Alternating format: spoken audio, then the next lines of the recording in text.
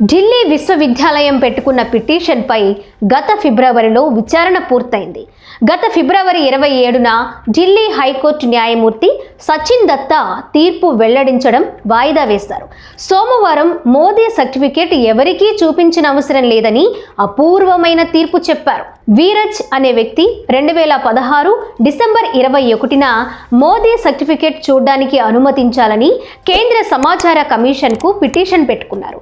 ఈ పిటిషన్ పైనే కేంద్ర సమాచార కమిషన్ నీరజ్కు మోదీ డిగ్రీ సర్టిఫికేట్ చూసే అవకాశం కల్పించాలని ఆదేశించింది.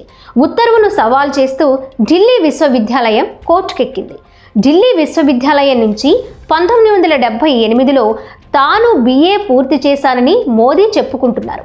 ఆ తరువాత ఆయన గుజరాత్ విశ్వవిద్యాలయం నుంచి MA కూడా పూర్తి చేశానని చెప్పుకున్నారు.